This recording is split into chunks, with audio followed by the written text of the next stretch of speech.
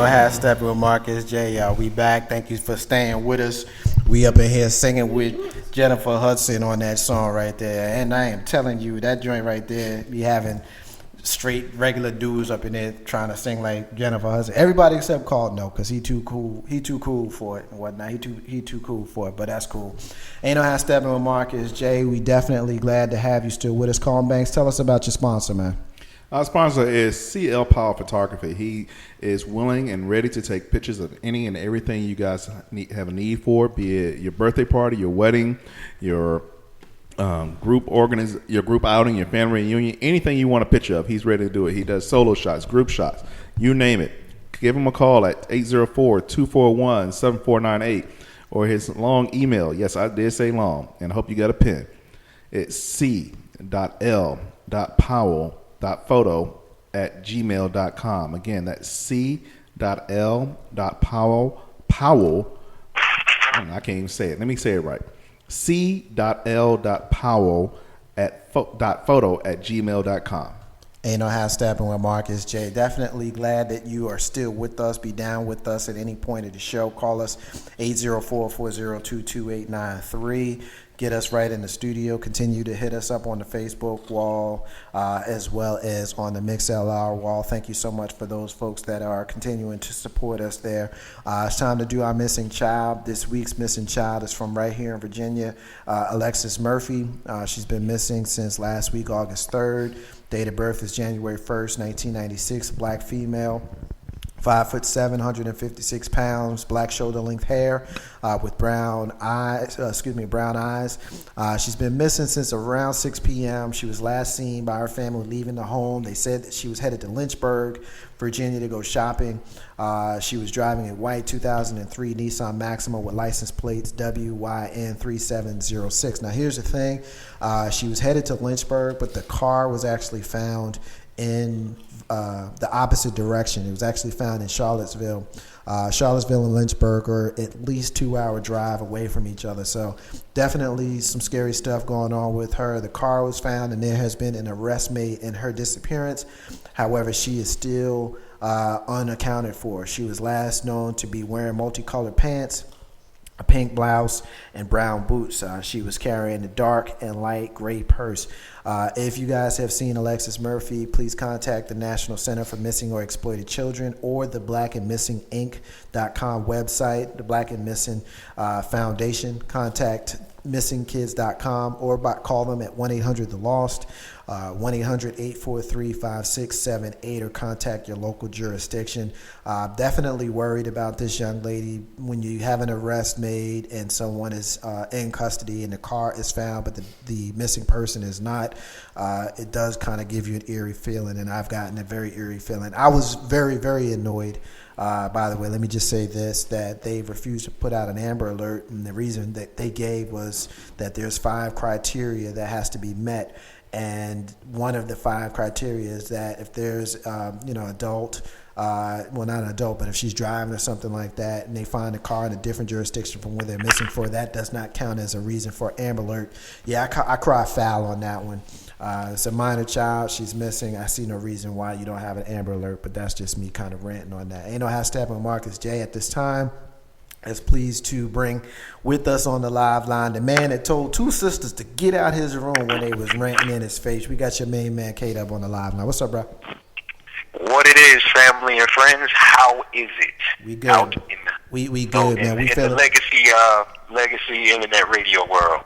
We doing fabulous, man. We was kind of tripping off of you kicking folks out your room. You right up there with me kicking chicks out the car. You kicking them out your room. Carlton just scaring them with snakes. Tony punching people in the eye. I mean, we a thug crew up in here. Hey man, it's that was the 19-year-old K-Dog, man. Since then I've grown into a very more respectful dude. Man, please, that sounds like a bunch of crap. But you know what? Hey man, your parents is listening, man. I gotta uphold my the way I look to them, man. What about how I look to them? Damn, how you look? You know what I'm saying? They seen you. Never mind. I ain't even gonna go. I ain't even gonna go there. Yeah, don't go there. Inside jokes abound. But let's jump right into the first what the hell, and I'm gonna get you in on this one first up since you're new to the discussion. There was a pastor. Well, first of all, I'm getting this from allchristiannews.com. Allchristiannews.com. A pastor attends Rick Ross Lil Wayne concert, and his church dumps him on the spot. Apparently, this fella went to the concert. He's a young pastor, 30 years old, entering his fourth year at Mount Salem Baptist Church in North Carolina. His tenure as the pastor at the 109-year-old church has now come to an end because he attended this particular concert. The church deacons voted 11-3 to get rid of the pastor since they don't want that kind of influence in the church. One infamous verse Ross bragged about: date raping a woman by using a drug called Molly. Quote, put Molly all in her champagne. She ain't even know it. I took her home and enjoyed that. She ain't even know it. Those are the lyrics that led Reebok to dropping Ross from his lucrative endorsement deal. And we know pretty much, if you're in the hip-hop community, you know all about Rick Ross. But I really want to talk about the church dropping this dude as the pastor for simply attending the concert. What's your thoughts on this, man? I think it's kind of wild. Personally, it just kind of shows the hypocrisy of the church as a whole because, granted, he went to a concert where a number of the lyrics are kind of, against teachings of the church per se or what have you. But, if the church was so stringent on, stuff like that, without getting into specifics, I'll just say that it's very hypocritical. Also, I have a bigger question. How did they know? Does the article state how they found out that he went to this concert? Was it a member of the usher board that was at the concert and was like, "Oh, I see Pastor such and such up there in row 13 or whatever like that"? I'm gonna tell the church about it. Apparently, there were other members of the church that were at the particular concert. There were other members of the church at the concert, and through word of mouth, that's how it got back to the deacon board. But does that warrant, just because of the fact that he went to this Rick Ross concert or whatever like that, if in fact he's there doing good at the church and being a messenger of the word to the masses or whatever, I don't think that really should warrant him being kicked out. I'm quite sure that if they were to go person by person within the congregation, or better yet, person by person of individuals that hold different offices and different chairs of the church, I would tend to assume that their background or whatever it is that they do on their personal time may not be in line with the church. So again, I just point at it being very hypocritical, very hypocritical. Tony, what's your thoughts on this one? They kick out the young pastor for going to see Lil Wayne and Rick Ross in concert. I don't think that it's any. I don't think I'm betraying any confidences by saying that I know personally that you go to a church that has a relatively young hip pastor. So using him as, he's not 30, but he's still relatively young. Using him as an example of your church, if you got word that your pastor went to this particular concert, would you have a problem with it? Absolutely not. And by the way, my pastor's actually 50 years old. Is he really? Yes, he is. Wow. And he's always quoting songs. And he, kind of jokingly says 50? He's 50 years old. He just turned 50. Wow, I didn't think he was that old. He jokes that he's always like, "Oh, I'm sorry, y'all don't listen to secular music. You have to reach people where they are." And he's still a person. He likes music, and to be able to reach, all the youth that we have in our church, and just, not even just the youth, but people who are still in the streets and are still living a certain lifestyle. You can't put yourself in this place where you're so untouchable and so holy that people feel like they have to be perfect in order to relate or to come to your church or to be a member of your church. So yeah, that hypocrisy is there, but it's not in every church. And they just maybe were looking for another reason to get rid of him. Colin Banks, what's your thoughts on this one, man? Man, outside of the cooties that I seem to be having right about now, I understand why the church did what they did. There's a certain image that you want your leaders of your church to have and portray, and therefore you don't know all the ramifications that led to him being dismissed. Granted, we're saying he went to this concert that led to that, but were there any warnings prior to that? Did he have a contract that he signed saying he wouldn't do certain things? It's just like when Clinton was being impeached. You know, the president is held to a standard of not cheating on his wife. And heck, you try to get the man fired from his job. Personally, cheating on your wife doesn't constitute getting fired from your job. That's just the same thing that you holding somebody to a higher standard that he's supposed to keep an image going forward that better represents your organization. So him being fired, sorry, dude. That's all I can really say. It's not fair. I don't think it's fair. I'm not going to say it's not fair. I'm going to say I don't think it's fair. My thing on this one is, I would wonder, like you alluded to, Carlton, if there's some sort of something written in his contract that says that he's not allowed to listen to secular music, but I can't imagine that would be there. I think what ended up happening here, and this happens a lot, is you had an older crowd who deemed a young person to be a little bit more of a rabble-rouser than they wanted to have. So they wielded the heavy hand of the elders and decided that he wasn't someone that they wanted around. Now, I think that they were unwise in doing that, because every church that I've seen that had a young pastor, that pastor is able to bring in the youth of the community into the church. I know one thing that I can speak to my own personal experience. When I was a young person, I grew up in Monumental Baptist Church in Jersey City, New Jersey. We had a young pastor by the name of Reverend Dr. Willard Ashley, and we loved Reverend Ashley to the point where we was going to church all the time because he was there. And, through some situations, he ended up not being there anymore, and you started seeing the youth of the church slowly begin to not be there. So I don't know the specifics, but if I'm to believe that this was solely because he went to this concert, then I think that's bull. Now, I'm not a fan of Lil Wayne, and I'm not a fan of Rick Ross. If you heard me on this show before, you know that I am, whatever the opposite of fan is, that's what I am of those two dudes. I can't stand neither one of them for very similar but yet different reasons. I think Rick Ross is a faker by taking the name Rick Ross. He used to be a corrections officer. Now he wants to rap about selling crack. And Lil Wayne, all he does is do mollies and scissor and walk around with his pants off his ass. Look, that's the old fogey in me coming out. But also keep in mind that Lil Wayne just turned 30 this year. And how old is this pastor? 30. So that's the music that he's listening to. And I'm not going to be against someone just because they listen to a music that I choose not to listen to. Because I remember, well, not remember, but I know that 50 years ago, the elders then didn't want you listening to James Brown. So what, they're going to kick you out the church because you listening to Sex Machine? Like, come on now. That's just crazy to me. That's crazy to me. Ain't no half stepping with Marcus J. Moving on to the next story. This one's pretty interesting, Tony. I want you in on this one first. I'm getting this one from the Washington Times. Desmond Tutu, we know Archbishop, iconic South African Archbishop, he's retired now. Desmond Tutu said recently that if he had to choose, he'd go to hell before heading to a heaven that condemned homosexuality as a sin. Say it again. His quote is, "I would not worship a God who is homophobic, and that is how deeply I feel about this," he said, by way of denouncing religions that discriminate against gays. He added, "I would refuse to go to a homophobic heaven. No, I would say sorry. I would much rather go to the other place." So basically, translation, he's saying, I would rather go to hell than go to a place where homosexuals are unwelcome. And I think coming from not only a man of the cloth, but someone as iconic as Desmond Tutu, I think it's very interesting. I'll share my opinion on it last. Tony, what's your thoughts? Amen, brother. Amen, brother. I mean, that's, we've had conversations about this more than once.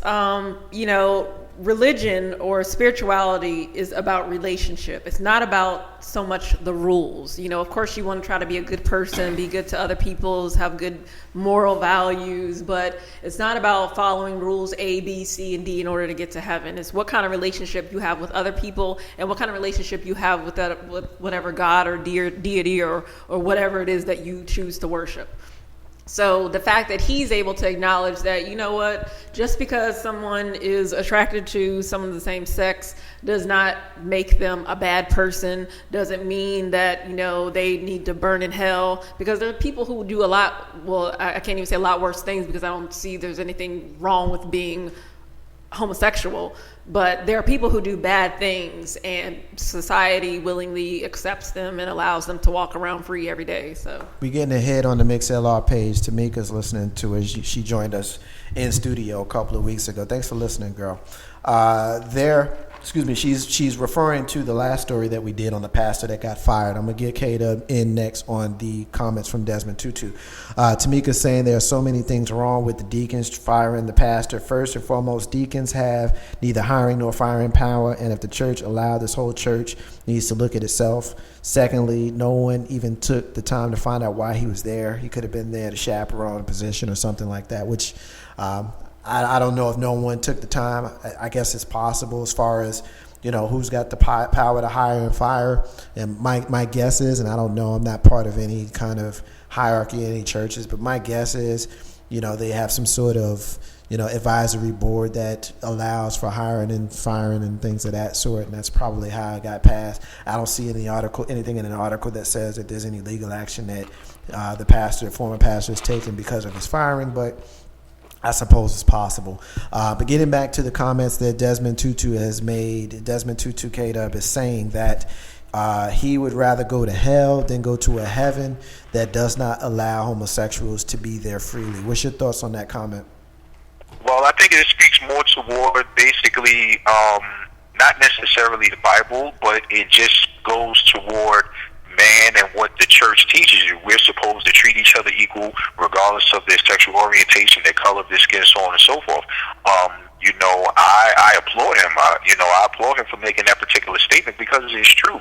You know, God, for all of those that follow, you know, the higher being or whatever, regardless of what religion you have, you're supposed to be a forgiving person. You're supposed to treat the next man, your neighbor, as you would like yourself to be treated, and it would be very hypocritical for us to say, well, you're a good person, but then when I find out that you're gay, then you know what, you need to be damned to hell, and that's crazy. You know, I think that, you know, especially nowadays, this particular topic is evolving. It's evolving. You know, you had this same situation, let's say 20 years ago, it probably would be a whole different conversation or what have you, but we're understanding with more and more information and understanding that, look, just because an individual has a certain sexual appetite or what have you, that doesn't necessarily mean that they're not a good person. I thought about this while you were explaining the story.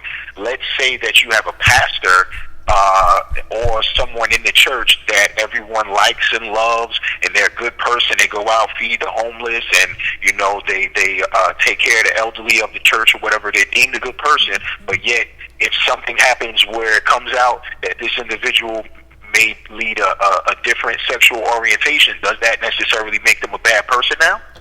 You know, so I applaud Desmond Tutu by making that particular statement, because let's be real, even though we've been talking about this over the last, you know, let's say 10 years or so on and so forth, I'm quite sure that, you know, those that have ascended to heaven per se, everybody up there ain't straight. No, that's true. That's true.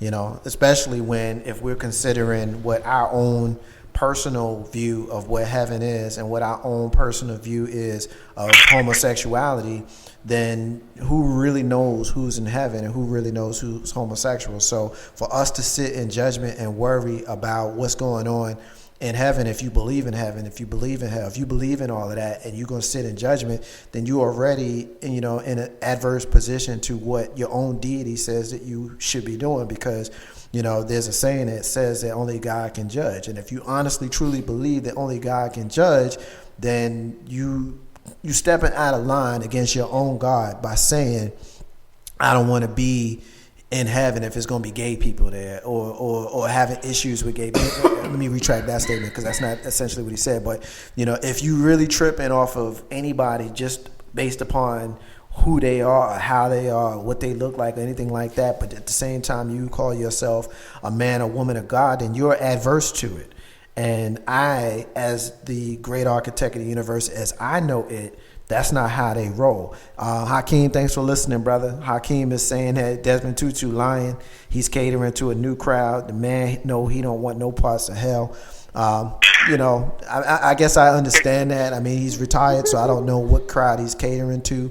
But very interesting comment. I somewhat agree with that. Ain't no how Steppin. Can I say something real quick, man? Yeah, go ahead. I think that with this whole lesbian, gay in the church and so on and so forth, I think that that's just the I don't want to say evil, but that's the bad thing. And in religion, I think religion, we need to, if we are, wanting to be one with our Creator, or whatever denomination that you follow or whatever, I think that that's just the bad side of religion. And we could sit here for a long time and talk about religion, but I think that, it's the whole thing of religion, and if you're this particular denomination, you have to follow this particular credence, or else you're damned to hell. We all in the information age and sharing of ideas and things of that nature. That's just one of the bad things of religion. Yeah, I don't want to make this about religion. We're actually going to do a whole 2-hour show specifically on religion, a collaboration with the Green Room host, Jay Grizzy, and myself. We're going to host a show on a Friday night coming up here soon, and we'll get the information as to when we're going to do it. So we'll talk more about what our religious thoughts are at that time, but I'll just say basically what you just said was one of the reasons that turned me away from religion as a whole, because if you tell me that a person that's good-hearted and good-natured but chooses a different path is going to hell, as it's explained to us, because they choose a different path and they choose not to accept Jesus a certain kind of way, they're going to hell. To me, that's I almost said something disrespectful. I disagree with that. I'll just leave it at that. Ain't no half stepping with Marcus J. We'll move on to another subject, another story. This one is interesting. Call us up if you want to be down, 804-402-2893. Everybody has that person that if we met them, we would kind of, have a moment like, whoa, I just met Marcus J. Oh, wow, Carlton Banks? Is that really Carlton Banks? I don't think anybody would actually say that, but you get the point I'm trying to make. Everybody has that person. And apparently for Jim Jones, the rapper, that person was the minister Louis Farrakhan. Recently, while on stage at the UCB Theater, Jones began talking about a strange encounter that he had with the Nation of Islam leader Louis Farrakhan. After being introduced to the crowd by one of the show's hosts, Jones went into detail about the situation with the minister that made him fear for his life. I'm getting this from reasonforrhymes.com. It's pretty long, so bear with me. But basically, Jones is saying that he gets to the town, and I'm going to paraphrase it because it's a lot that's not necessarily related to the point I want to get to. But basically, he gets to the hotel. He sees some fruits of Islam. And he wasn't real, familiar with what they were doing there. But it wasn't the first time, that he had seen them or whatever, but he had never met Farrakhan. So them cats came up to him, and they said to him that the minister wanted to see him. He gets the summons. And so he goes up, first of all, and this is his quote, "I don't know how the president rolls, but the security is ill. He got security all over. He got a dude in the front, a dude in the back, a dude in the elevator, a dude downstairs, a dude when you walk in, some dudes in the parking lot, some dudes you don't see." Is what he's talking about with regards to the security. He also goes on to say he gets to the room where the minister was staying, and when Jones entered the room, he says the two of them begin talking. He was a little nervous once he remembered a song lyric he had recorded in the past, which made questionable references to the minister. He also says that he was allowed to enter the room only by himself. And Farrakhan said to him, quote, "Young brother, when I was young, I said some things about some people that I really didn't mean. Don't you feel the same?" And he probably said it in that way, that, an elder would say it. And Jones replied, quote, "Yeah, I never meant anything I said about you." According to Jones, the two men allegedly began talking until they reached an atonement on the issue. And Jones left the minister's room. He said they approached the downstairs lobby by numerous fruit of Islam. All were in excess of 6'5", 200. And one of the guys told him that he would, quote, have a really big problem, end quote, if he mentioned the minister again in any of his raps. So anyway, Dub, we'll come to you on this one first. He may have been talking about that reaction he got from a lyric in his song where he said, quote, "How G is this? Crime ain't gonna stop if you speak to the minister." Wow, okay. Those were obviously seen as a slight to the minister and may have been taken out of context. However, that's what the minister brought him in. So, Dub, coming to you on this one first. As I've laid it out, what's your thoughts, man? He had for what a lot of people he might have had come to Jesus meeting, man. I think that it was very productive that he could sit down with the minister and just the sharing of ideas. You got to understand that you're dealing with someone, you're dealing with two different individuals that's from two different age range. So I'm sure that, and I'm hoping that he learned something from the minister, and the minister got a little bit more, closer to that particular age range, age group, I should say. You know what? I bet you the next time that he thinks about that, he'll think about that brother that put the little dime in his ear. I think that that's good, man. To be totally honest with you, I think that that's good, and I wish that a number of other people would have that same opportunity to kind of meet the minister, or for that matter, meet a lot of individuals that's in the fire. That's out here trying to change the hearts and minds of a lot of us that look the same or whatever, and try to get them along the right path. I don't think that was necessarily the minister's goal or what have you. Just probably wanted to sit down and rap with the brother. But I wish that could happen with a lot of other celebrities that's out there. Tony, what's your thoughts on this one? I will say that I do agree with K-Dub in the respect that, yeah, it's good for people of different, belief systems and age groups to, have a chance to kind of get to know one another, or at least on some level, and kind of get an understanding of why each feels the way that they do and believe what they do. Don't necessarily feel that Farrakhan is the one that everybody should sit down with, but it is certainly a positive when people can try to bridge some of the gaps that are there. Colin Banks, what's your thoughts? I have a problem with the end comment about the threat that was made. If I'm having a discussion with you, I should be able to have a discussion with you regardless of if we come to an agreement or the same conclusion. I shouldn't be threatened at the end of the story about, if I say something again, then this may happen to me, and then get this big old escort coming out with me too. I don't take it that way. I take it to say that anytime you say something about somebody and they have a problem with it, and they come and they talk to you about what you said, and they tell you, if you say something again, we're going to have a problem. I don't know that I got a problem with that. I think there might be a level of sensitivity there on your part, correct me if I'm wrong, because it's the Nation of Islam and it's Minister Louis Farrakhan, which I don't think that, I think based on his reputation, I don't think that that's an uncommon way to view it, but it's not a way that I would view it, because if you take away the fact that it's the Nation of Islam and the Minister Louis Farrakhan, and you say, you know what, Carlton Banks, I didn't like what you said about me. Right. We're having a discussion about it, and then at the end, like, cool, my bad, I probably shouldn't have said that. All right, cool, I understand you shouldn't have said that, but if you say it again, you're gonna have a problem. That to me is how I take that. And if you take away the fact that it was Louis Farrakhan, I think that the sensitivity to that statement would be taken away as well. Your comment to that? Well, I look at it like this: if you want to be or take away my freedom of speech, I can say anything I want, and regardless of how the outcome of it sounds, I should be allowed that ability to say what I want to say. We can have a discussion after the fact. I may not use you in a lyric again, but hey, it's already been put out there once. You think I'm gonna do a retraction now based on? Well, I don't think this discussion ain't about retraction. The discussion I'm just saying in general. If I'm in that position. Well, we don't want to talk about hypotheticals when we have an actual situation. So I don't want to talk about hypotheticals. Let's talk about the actual situation. The actual situation was, you said something about me I ain't like. We're discussing it. I'm letting you know that I didn't like it. You're acknowledging that you probably shouldn't have said it, and I'm telling you, Don't let it happen again. Where's their problem? Okay, well, what you gonna do if I do?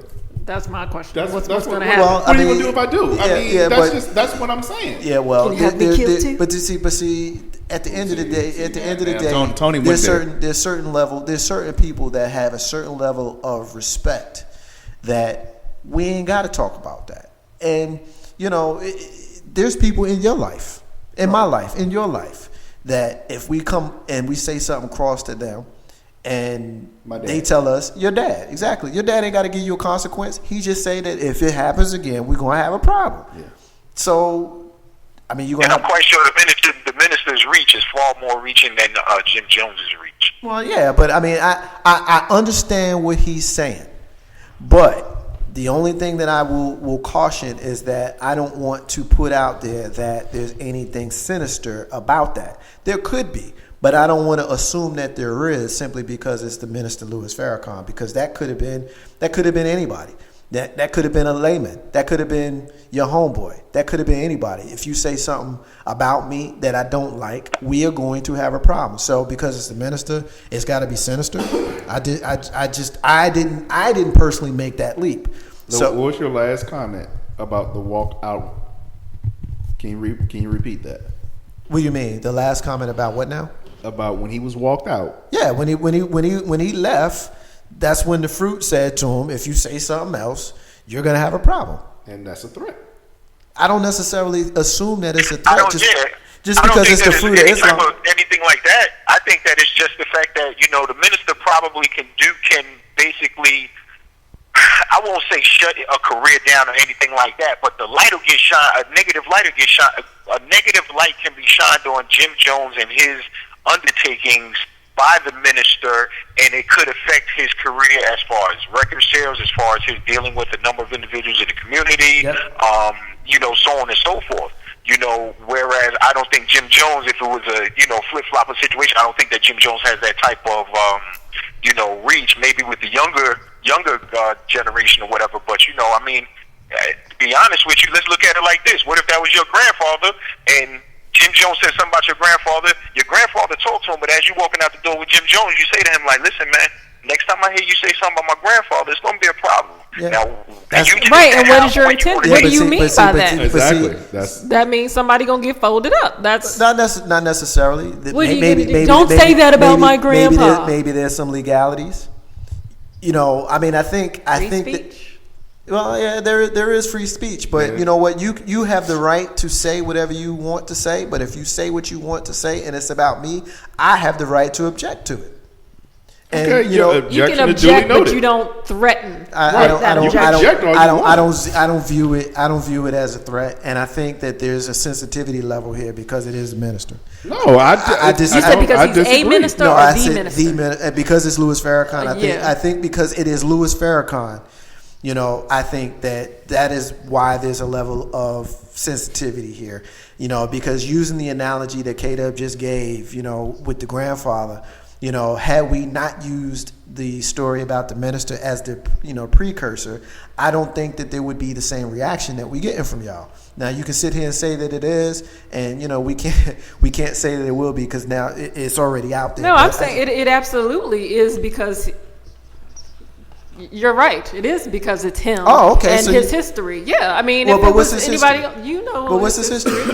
What's his history? His history of leading an organization over the last 35 years since he's taken it over, an organization that has been all about building up the black community, teaching them to stand on their own 2 feet, don't do drugs, respect their women, build their own businesses. That's his history. But you don't build up one to tear another down. I don't think that's what they do. I disagree with that. That's what the previous generation was known for doing. If you look at the fruit of Islam, if you look at the nation of Islam, you always see these brothers in certain shirts and ties. Mm-hmm. You never hear them say a cross word to anybody. You always see them respectful. You see them build up their own communities, teaching young brothers how to be men and teaching sisters how to be women. I mean, again, I think we had the previous generation, the Malcolm X generation, the pre-1965 generation, that is the mindset that a lot of us are still caught up in. And I think that is a disservice to an organization that arguably has done more for our communities than the black church has over the last 40 years. Then I disagree. I mean, we can agree to disagree. Yeah, We don't that's have a lot fine. of time to get into it because I didn't really want to go there. But that's something that I think that we could talk about. Because when someone gives me a specific reason for what the minister in the Nation of Islam has done over the last 40 years, that's negative, I'd be willing to listen to it.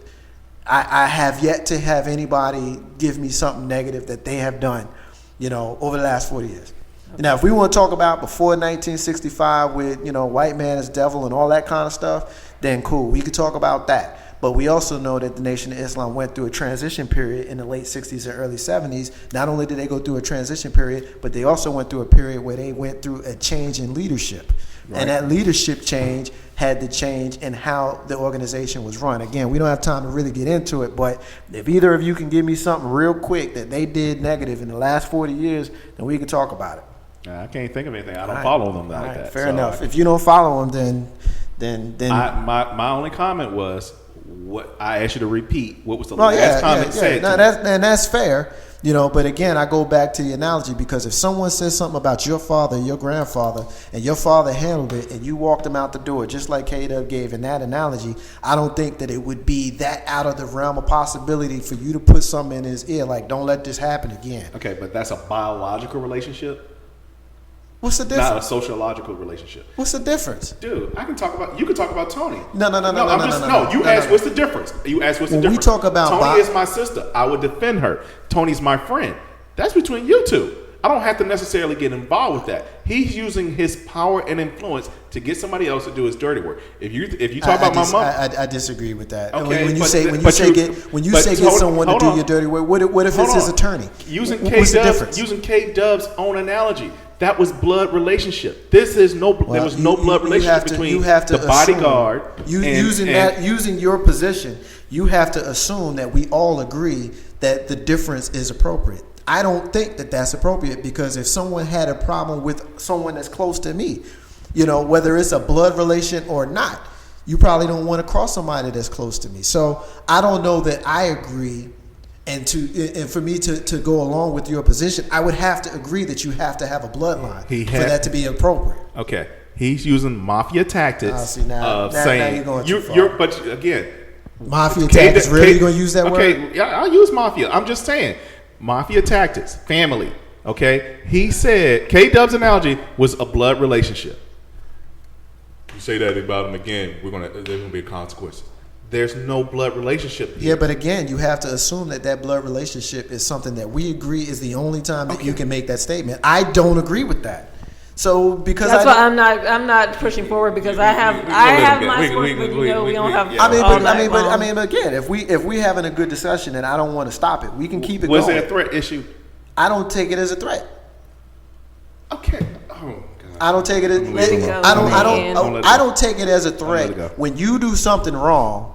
And I acknowledge that you did something wrong to you, and I tell you don't do it again. I don't see how that's a threat. I'm gonna let it go. Why are you gonna let it go? If we having a discussion, that's the essence of a discussion. Because it's not going to change. We're using the analogies. You're using the same analogy K-Dub has given. There's a difference when it's a blood relationship. He's using his power to tell somebody else, "Yo, pass this message to him." Well, I this is one of those times where I really wish that the MixLR and the Facebook fans would get in and let us know, since we had a stalemate here. We certainly aren't. It's 2-1. Well, I mean, it's fine. It's fine. Well, I'm actually getting a hit here on the MixLR wall. Tamika saying there was an implicit threat coming from the brother. It doesn't have to be bodily injury threat, but the tone of understanding was there. It doesn't have to be a blood relationship, just someone cared about. So in essence, she's agreeing with you, but she's also agreeing with me that it doesn't have to be blood. But I think she more agrees with you. It was a threat. She more agrees with you than she does with me. Ain't no half stepping with Marcus J. We're going to take another break. When we come back, we want to know about the high-profile black person that got profiled recently and what's going on with stop and frisk in New York. Marcus J. Ain't no half stepping. Back in a minute.